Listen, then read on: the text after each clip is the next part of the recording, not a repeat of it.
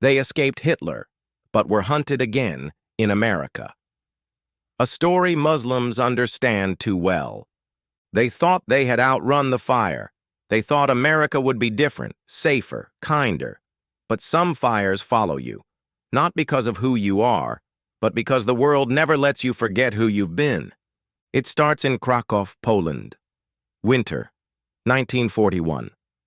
A boy named Moshe hides in a crawl space beneath a farmhouse, his breath frozen, his voice silenced. He is 10. His parents are gone, rounded up days ago by men with boots and guns who said they were relocating Jews for safety. He doesn't believe them, not because of what he's seen, but because of what he hasn't. No letters, no names, no return. For 6 months, Moshe eats potato peels and dry bread. The woman hiding him, a Catholic widow with eyes like steel, tells him, "Be small, be nothing. That's how you survive." But Moshe is not nothing, not inside.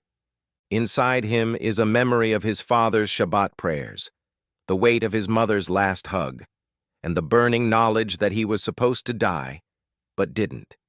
He wasn't saved by a miracle. He was saved by silence. And silence feels like a curse. In 1945, when the war ends, Moshe walks out into a world that's already moved on. His city is gone. His neighbors stare. He is one of the lucky ones, they say. But luck feels like ashes.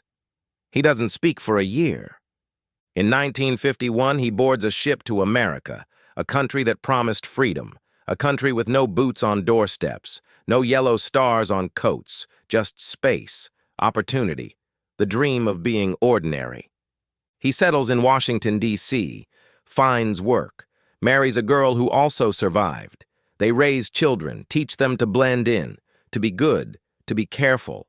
They change their name, remove the accent, hide the pain, but pain doesn't disappear. It mutates. His son grows up never knowing what really happened in Krakow, only that his father stares too long at empty chairs and always locks the door, twice. And then, decades later, Moshe's grandson walks out of a kosher market in D.C. and hears gunfire. 2 people are shot nearby, a man and a woman, Jewish, quiet, kind, killed for reasons that don't make sense. The headlines call it random, but the grandson knows better. He calls his father, who calls Moshe, now an old man with fading eyes. And for the first time in years, Moshe speaks without hesitation. It found us again. Because hatred is not a ghost. It doesn't disappear when the war ends. It waits. It changes clothes. It speaks new languages. But it always finds a door. Always finds a name. Always finds a way. And here's where the story begins to open wider.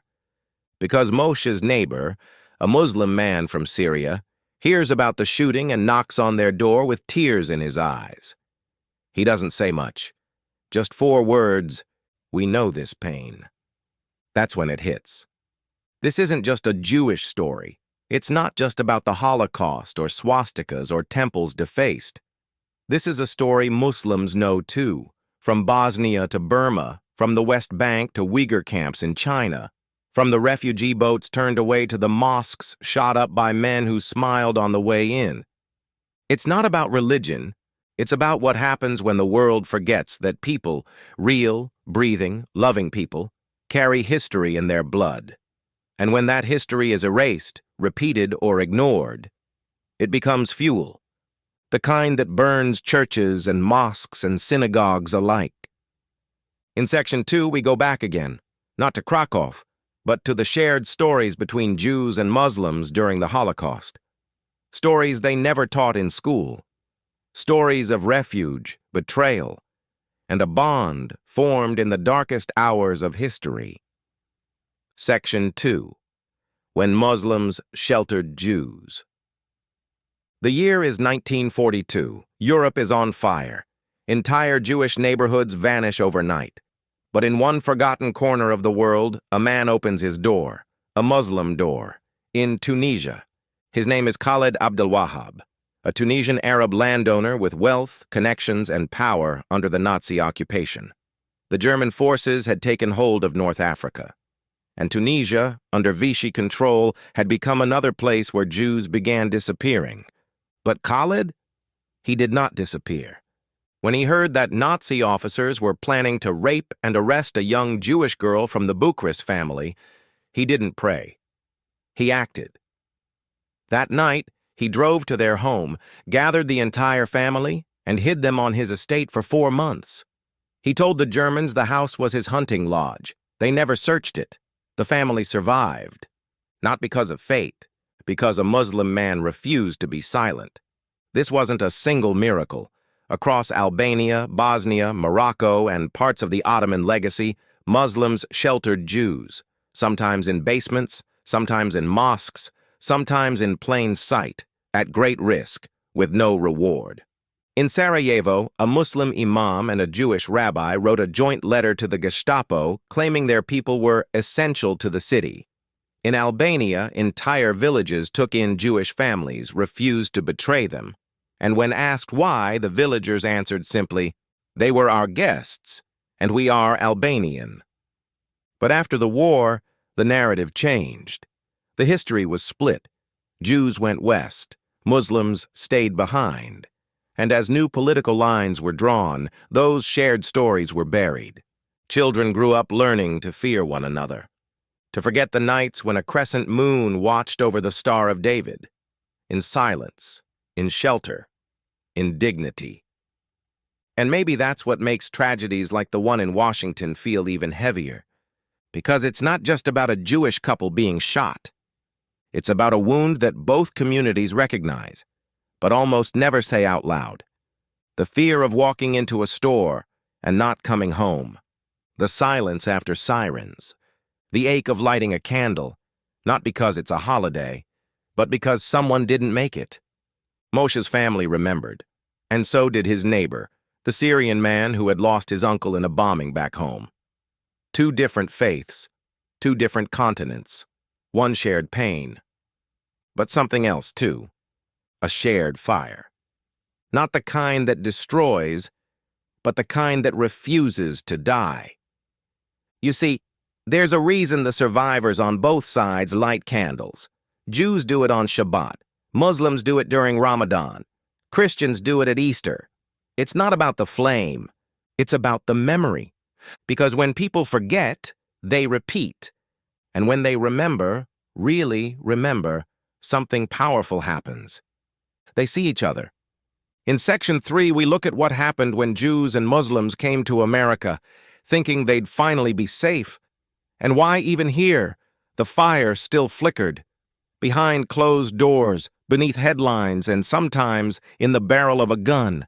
They came to America with hope in their suitcases and trauma in their bones. Moshe stepped off the boat in 1951, gripping the metal rail like it might vanish. Every noise felt too loud, every face too unreadable. He didn't smile in the photographs, not because he wasn't grateful, but because he wasn't sure what kind of world he'd just stepped into. He didn't trust peace. It was the same with the Syrian family who moved into the apartment across the hall 4 decades later. The father, a former schoolteacher from Aleppo, had watched his neighbors disappear in the night. Bombs fell like punctuation. He had sent his wife and daughter ahead to America, and when he finally arrived, he clutched his U.S. visa like it was scripture. Different names, different languages, but the same silence in their eyes. Washington, D.C. became their sanctuary, or at least it looked like one. Clean streets, mosques and synagogues just blocks apart, freedom of speech, no armed checkpoints, no soldiers asking for papers.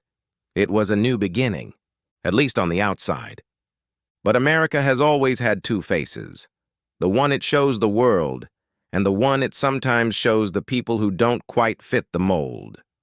Moshe found work in a textile warehouse. His new Syrian neighbor, Mr. Bashir, opened a small electronics repair shop and fixed everything from microwaves to busted radios.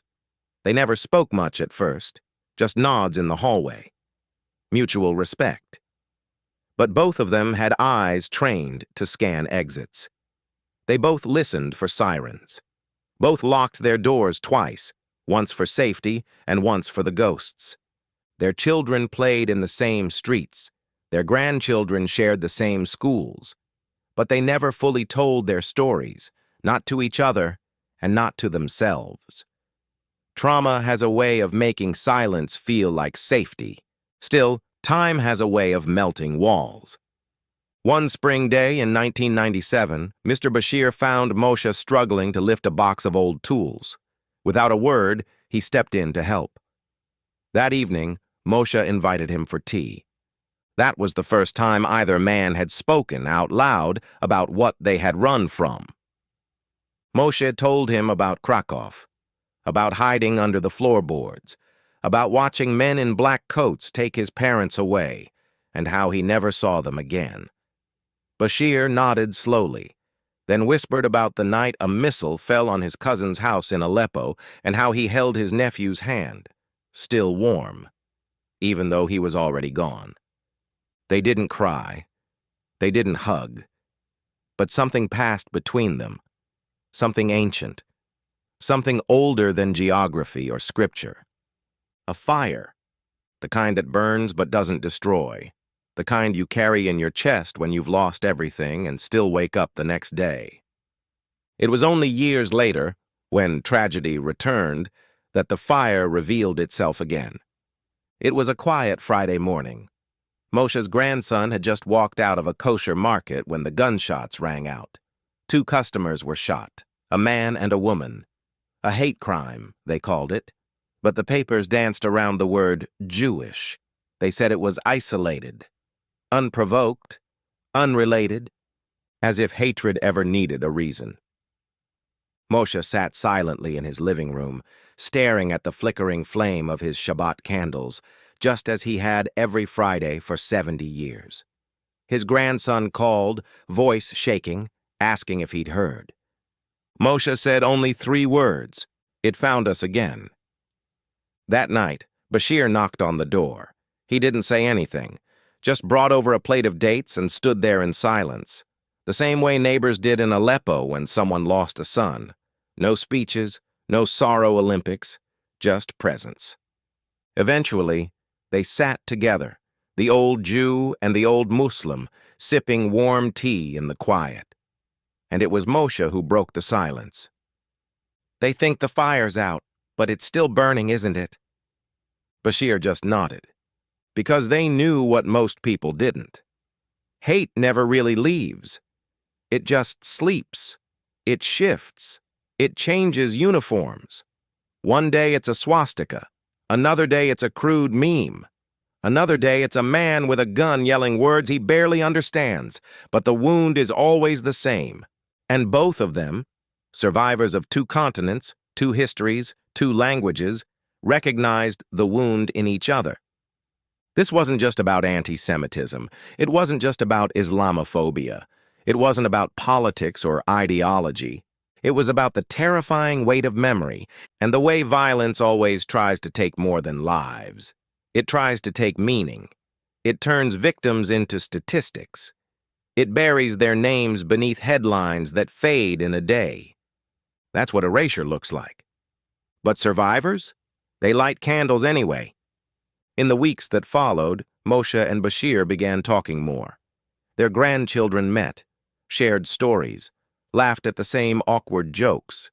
A rabbi and an imam from neighboring congregations joined forces to host a memorial.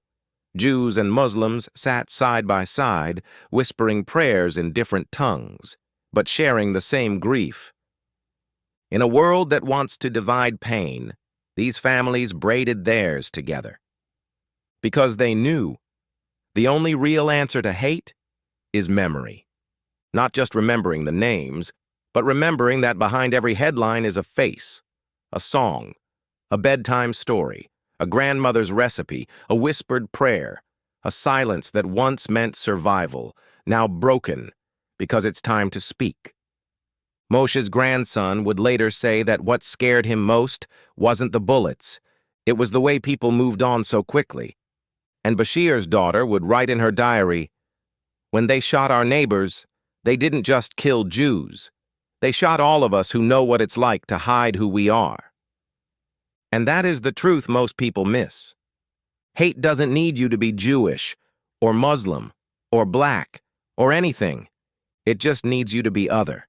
But history, real history, it tells a different story. It tells us that the others, the ones who carry fire, who remember, who light candles when no one else does, they're the ones who survive. They're the ones who tell the next chapter. In Section 4, we return to those hidden chapters. The untold moments in history where Jews and Muslims didn't just survive together. They saved each other. History remembers war, but it rarely remembers mercy. It writes down the names of generals and killers and those who burned cities to ash. But the ones who opened doors quietly, fed strangers in the dark, or lied to save lives, those names disappear, lost between headlines and hero worship, lost because they don't fit the script. But today, we tell their story. Because when the world was on fire, in the ghettos of Poland, the deserts of North Africa, the bombed streets of Sarajevo, there were Jews and Muslims who did not run from one another. They ran toward each other. Let's begin in Paris, 1942. A Jewish boy named Eli was 9 years old when the roundups began. He and his father escaped through a network of underground safe houses. But when their last contact disappeared, they were stranded, hungry, trapped. That's when a man named Si Kadour Bengabrit, the rector of the Grand Mosque of Paris, stepped in. You've probably never heard his name.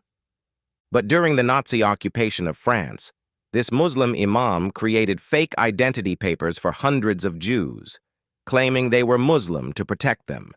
He housed them in the mosque's underground chambers, fed them, hid them. When asked why, he said simply, "We are all children of God. Their blood is our blood." One of those rescued boys lived to become a writer. Another became a father who later told his grandchildren, "A man with a crescent saved my star." This wasn't an isolated miracle. In Sarajevo, 1941, Jewish families fled the German occupation and were taken in by Bosnian Muslims, even as Ustaše collaborators hunted them. In one town, the local imam ordered his congregation to protect every Jewish family they could find.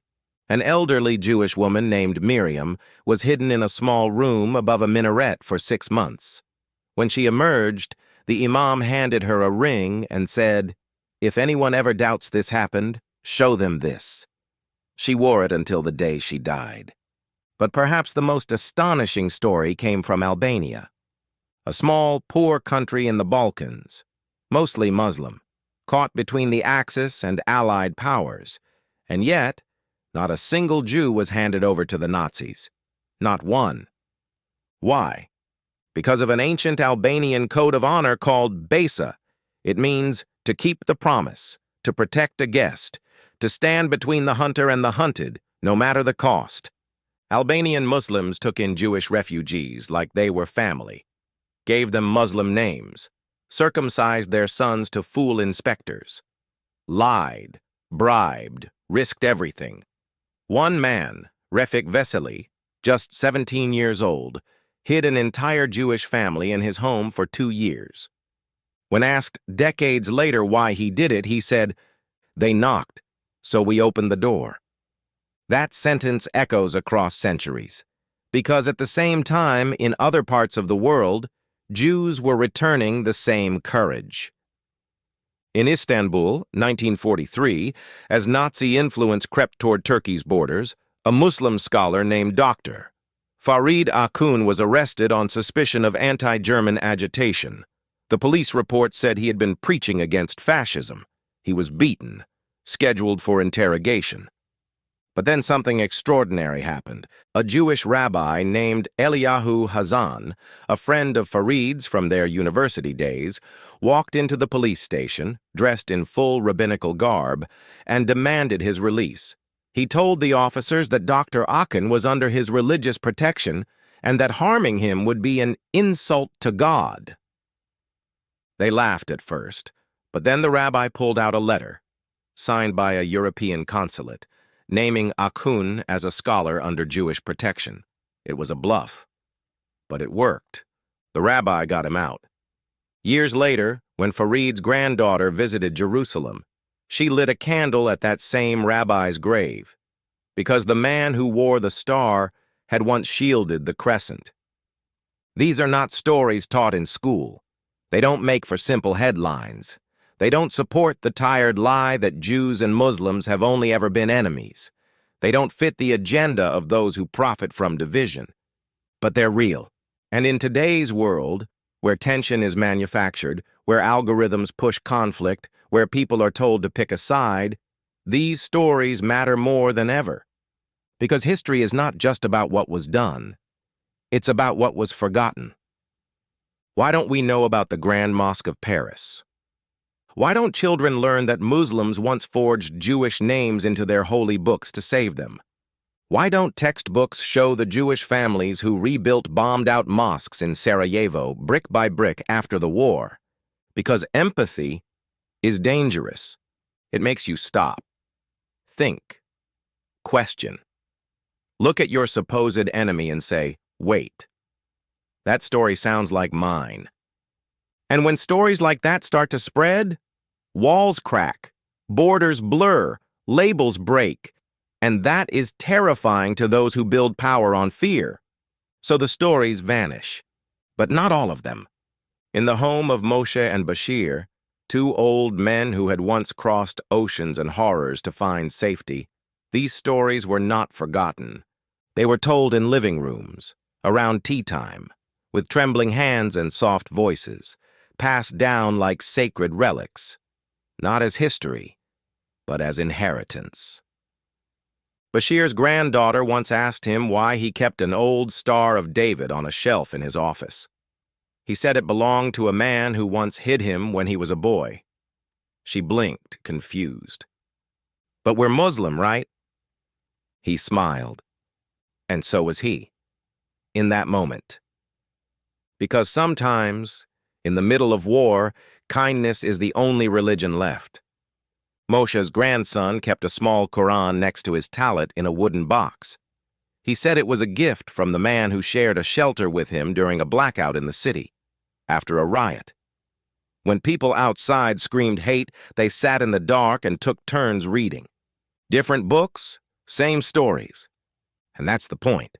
It was never about who wore what, or who prayed which way, or which book was oldest. It was about who opened the door when someone was knocking. And maybe that's why the Washington shooting hurt so deeply. Because it wasn't just about bullets. It was about memory. It was about the people who answered the door, and those who pretended not to hear the knock. In a time where fear rises again, where conspiracy once more hides behind news and violence wears a neighbor's face, these forgotten moments of mercy matter more than ever.